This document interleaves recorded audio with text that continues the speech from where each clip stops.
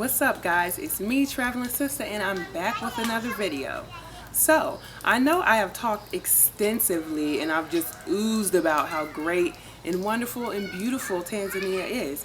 But today I'm here to give y'all the real tea, okay? I'm here to talk about the things that I necessarily don't vibe with about Tanzania. Now, before y'all try to go in on me, I'm not saying anything that I'm talking about is right or wrong, or it should be this way or that way. I'm just simply making observations and expressing how I feel from a standpoint as a Black American coming over here, living it as a person, pretty much thrusting myself into a new environment. So I'm just gonna jump right in.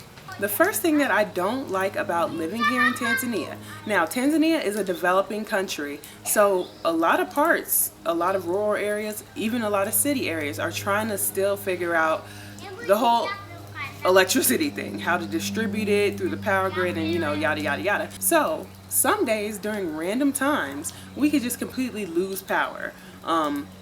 Any time of day, it could be day, night, whatever, which is really inconvenient when you're trying to charge your laptop.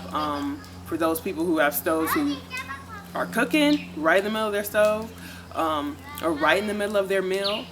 Like, it's just the most inconvenient times that we seem to lose power.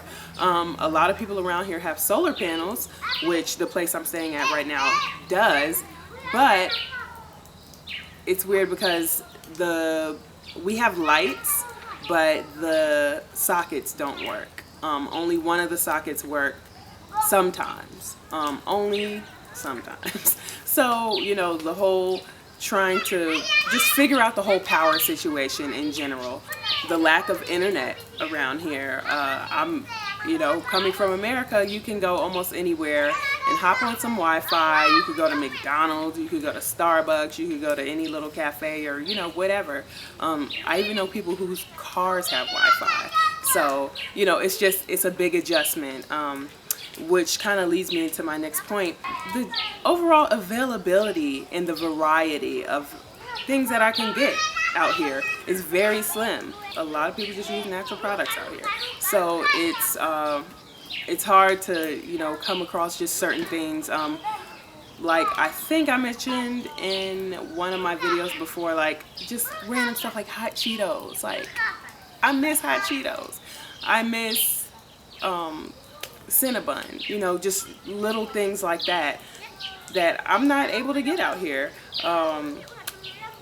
And it can be, at first it was quite frustrating, I'm not gonna lie. At first I was like, what's up? Like, you know what I'm saying? Y'all can't order this stuff online? Oh, probably not, because you need constant power to be online, and you know what I'm saying? You need the internet, and so it's like a very, I can say it's a very basic lifestyle, and like I said, it takes a lot of adjusting. The next thing that I'm going to talk about is the customer service out here. Whew. Okay, so the customer service, according to my standards, is very poor.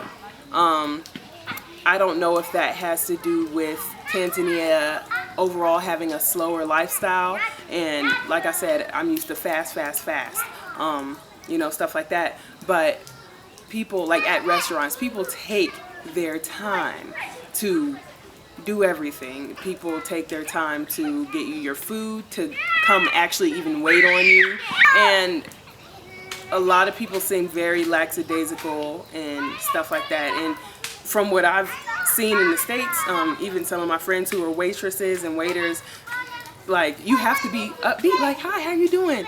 Can I take your order? Da da da da da, whatever. But they're just like, they walk up to the table and they're like,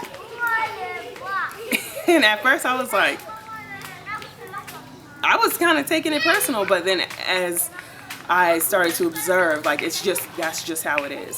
So another big one for me, and this might be a little touchy, but I gotta say it. Another big issue for me out here is the mindset of some people.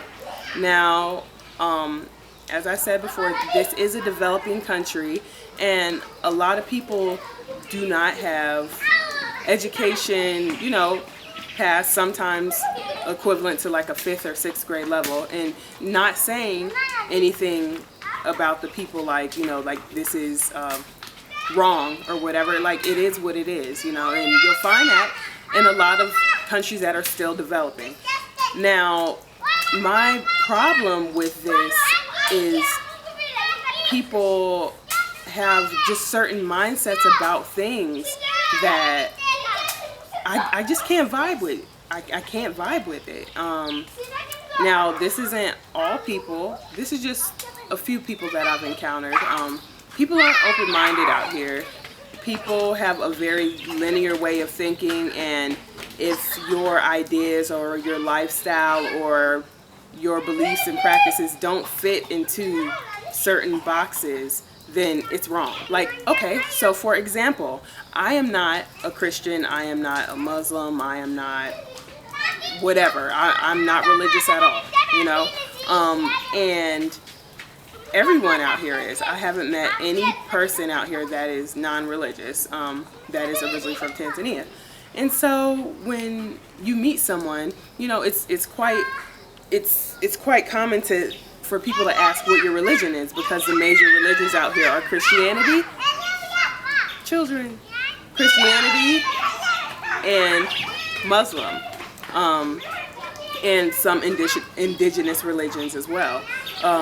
But when I tell people that I'm not religious, they're like, so you don't believe in God?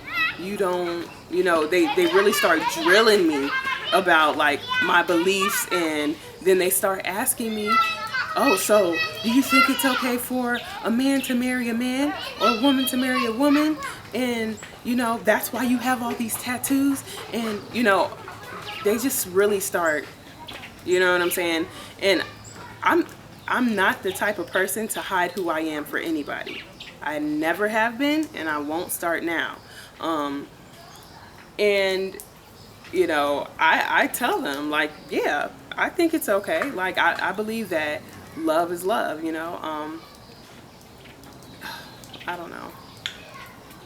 Like, the mindset of people is very narrow. People don't really tend to think outside the box sometimes. I've noticed that the majority of people out here are not very accepting of lifestyles that, like I said, don't fit into certain boxes. And along with that, I've noticed that their viewpoints on certain things that, more developed countries would clearly have a hold on. Okay, let me just tell you what it is. Okay, so there was a situation where I was riding home with one of my friends, and there was a lady standing on the side of the road, that she stands there every day around the same time. And the lady, she clearly had some type of mental disability. I don't know what it was. It could have been autism or mental retardation. I don't know. I'm not a doctor. I couldn't diagnose her. But the people in that village believed that she was like that because her parents dabbled in witchcraft and basically put a curse on her. And, in my mind, I'm like, yo, that's absurd. Like, she clearly has some type of mental disability, and she probably needs some help, instead of people just shunning her and not talking to her, like, acting like she has the plague, you know what I'm saying? Instead of getting her help or being nice to her, talking to her, people just kind of, and that's wild in my mind, you know what I'm saying? But I have to understand what type of culture it is, and I have to understand that it is a developing country, and everybody is not, let me think of how to say this so I don't offend people. Like, everybody is not on the same level of knowledge, worldwide. Everybody's just not. And, it's taking a lot of adjusting. It's taking a lot of adjusting. Yeah, so the mindset. What else don't I necessarily like? Oh, the government. Okay, so I can't even say that I don't like the government overall in Tanzania because I haven't dealt with every facet of the government here in Tanzania. I haven't dealt with every facet of the government in America, and I grew up in America.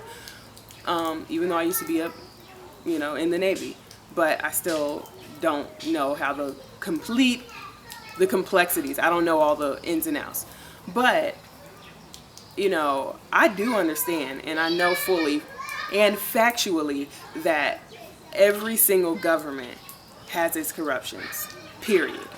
Now, from what I've observed, the difference between the American government and the Tanzanian government is in America, they will try to put on a good show, put on their good face, and make it look like everything is, everything is great. But out here, they kind of do that a little bit. The corruption is way more open. You know what I'm saying? Like, if you get pulled over by the police because you have a crack in your windshield, like, it's common practice to have, if you have a crack in your windshield, it's common practice, like, you better have at least 20,000 T-shilling, which is only like $10. You know what I'm saying? But you better have at least 20,000 T-shilling ready to go, just in case the police pull you over and you just give them the money. You know what I'm saying? If you want your passport, if you want a visa, if you want this, that, and the other. In America, it's a flat rate. I think it's like $180 or $160 or something like that to get your passport. But out here, they have on the website, on the Tanzanian embassy website, they have a flat rate. Like, oh, this is how much it is. You just put your application in. But no, it's not like that. There basically is no such thing as a flat rate.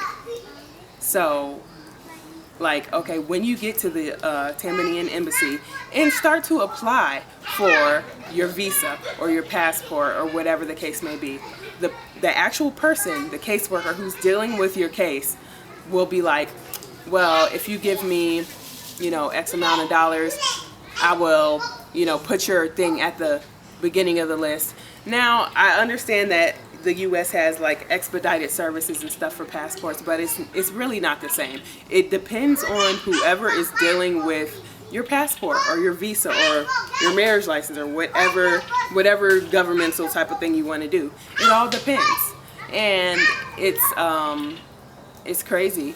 Like, you could end up paying anywhere from $200 to $500 US to get anything done in the government.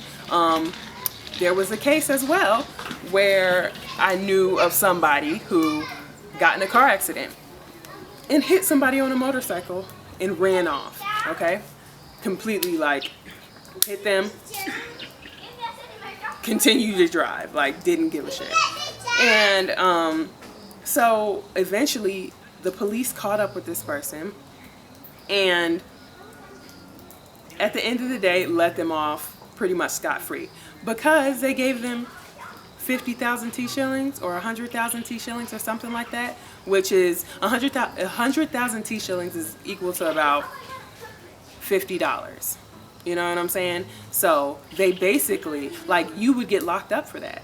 This person broke his leg. So, like, they ended up getting away scot-free. Like, and it blew my mind because this person who got hit by this the driver, they got a broken leg. You know what I'm saying? They were really messed up. And the fact that he ran, it was crazy to me. Yeah. So they basically got out of jail for $50 US, which it really bothered me. But that's how things work here. Anything you want done through the government, you just pay a little extra. You just pay out of pocket, and you literally leave it up to the person who deals with that type of stuff. Things aren't really regulated around here, which is crazy because it just makes everything a gamble. Everything. What else? This might sound petty, but like I said, I'm here to give y'all the real tea. All right. The cleanliness of the bathrooms in public. Oh, they are not clean. And I am a big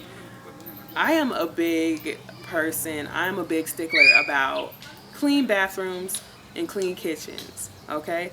Like, my bedroom might be a little junky. I might have clothes everywhere or something, but my bathroom is always clean, and so is my kitchen.